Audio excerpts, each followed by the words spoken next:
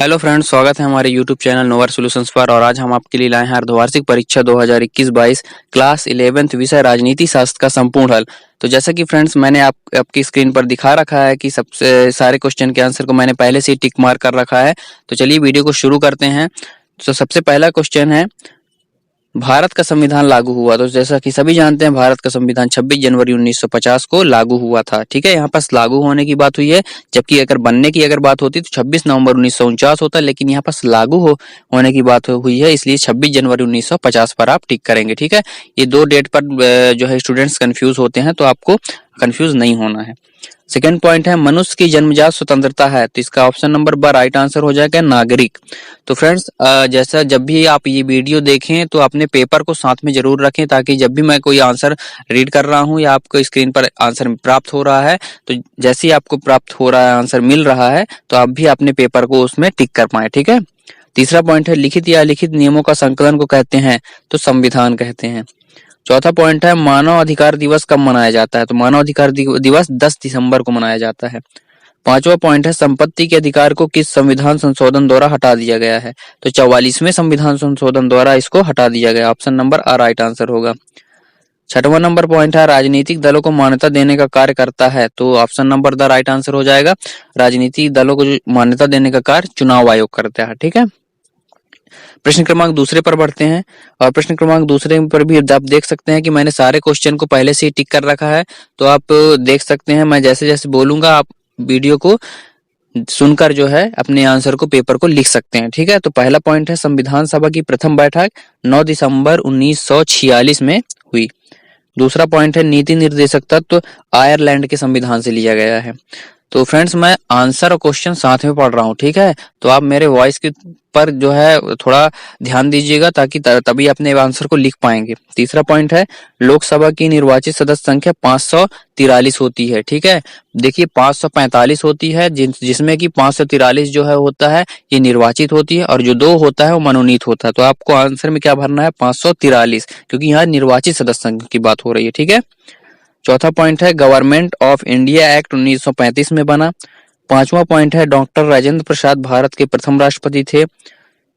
6 number point है, सूचना का अधिकार अधिनियम 2005 में बना, राइट टू इंफॉर्मेशन जिसे बोलते हैं।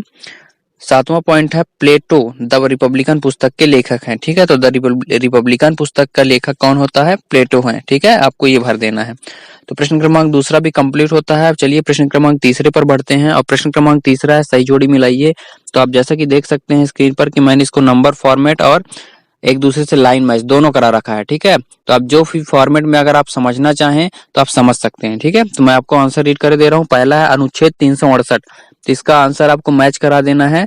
अनुच्छेद 368 का संसद को संविधान में संशोधन का अधिकार है ना, कि आर्टिकल 368 में, यानी अनुच्छेद 368 में हमको संविधान में संशोधन करने का अधिकार 368 देता है। दूसरा जो है, नेल्सन मंडेला। तो इसका आपको भर देना दक्षिण अफ्रीका या दक्षिण अफ्रीका के राष्ट्रपति थे। तीसरा पॉइंट है, पॉलिटिक्स। तो आपको इसको भारतीय संविधान से मैच करा देना है। चौथा पॉइंट है, जे.एस. मिल। तो जे.एस. मिल जो है हिंदी, जे.एस. मिल को आपको भर देना है अभिव्यक्ति की स्वतंत्रता। पांचवा पॉइंट है, महात्मा गांधी। तो महात्मा गांधी को आपको मैच करा देना हिंद स्वराज्य से। 6 नंबर पॉइंट है, धर्मनिरपेक्ष। तो इसको आपको अरस्तु से मैच करा देना है। ठीक है, तो धर्मनिरपेक्ष का हो जाएगा अरस्तु। इस प्रकार से हमारा प्रश्न क्रमांक तीसरा भी कंप्लीट होता है। अब चलिए प्रश्न क्रमांक चौथे पर बढ़ते हैं। तो जैसा कि आप देख सकते हैं, प्रश्न क्रमांक चौथा है, एक वाक्य में उत्तर लिखिए। तो पहला पॉइंट है, प्रारूप समिति के अध्यक्ष थे। जैसा कि आपको स्क्रीन पर दिख रहा है, मैंने सारे क्वेश्चन के आंसर लिख रखा है।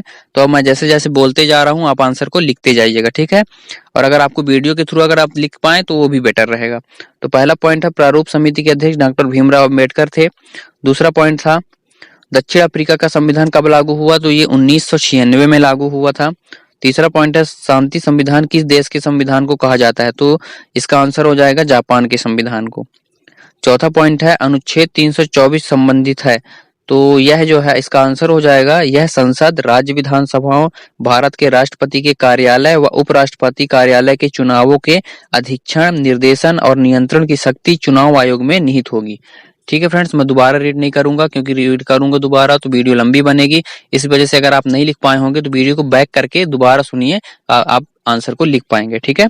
5वां नंबर पॉइंट है, स्थानीय स्वशासन की संस्थानों को संवैधानिक दर्जा प्रदान किया गया? तो 1993 में स्थानीय स्वशासन की संस्थानों को संवैधानिक दर्जा प्राप्त किया। तो आपको 5वें नंबर में 1993 आंसर लिख देना है। 6वां नंबर पॉइंट है, राष्ट्रपिता के नाम से जाना जाता है? तो महात्मा गांधी को राष्ट्रपिता के नाम से जाना जाता है।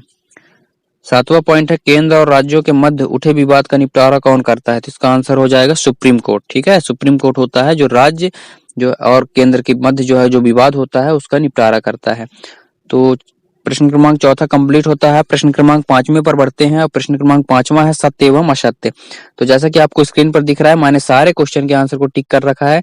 तो जो असत्य है उसमें मैंने क्रॉस का टिक लगा दिया है और जो सत्य है तो उसमें राइट का टिक मार्क कर रखा है। ठीक है, तो मैं इसका क्वेश्चन नहीं पढ़ूंगा, आपको मैं खाली आंसर बोल दे रहा हूँ। पहले का ट्रू होगा यानी सत्य है, दूसरा असत्य, तीसरा असत्य, चौथा असत्य, 5वां सत्य और 6वां भी सत्य। तो फ्रेंड्स, इस प्रकार से हमारा प्रश्न क्रमांक 1 से लेकर प्रश्न क्रमांक 5 तक के सारे क्वेश्चन आपको मैंने प्रोवाइड करा दिया है। आई होप कि यहाँ तक आपको कहीं भी दिक्कत नहीं गई होगी। अगर जो स्टूडेंट्स अगर आंसर नहीं लिख पाए होंगे तो वीडियो को बैक करके देखें और अपने पेपर को सॉल्व आउट कर सकते हैं। ठीक है, तो आई होप कि वीडियो आपको बहुत पसंद आई होगी। तो अगर आप हमारे चैनल पर नए हैं तो वीडियो को लाइक सब्सक्राइब जरूर कर दीजिए और दूसरों अन्य स्टूडेंट्सों तक जरूर शेयर कर दीजिए। ठीक है, तो ठीक है फ्रेंड्स, तब तक के लिए आप वीडियो पर बने रहिएगा। Thank you.